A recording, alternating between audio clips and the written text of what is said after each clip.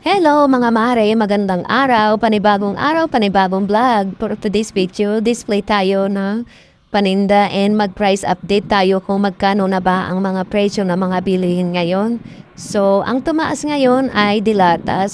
So, doon naman tayo sa bumaba dito sa amin, ang bumaba ay itlog at mantika. Unlike before na ang medium is 240, now is 200 na lang. Ang large is 220, ang mantika is bumaba lang ng very slight lang.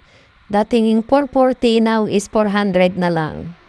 So, ayan mga mare, samahan niyo ko mag-display. Thank you for watching. God bless.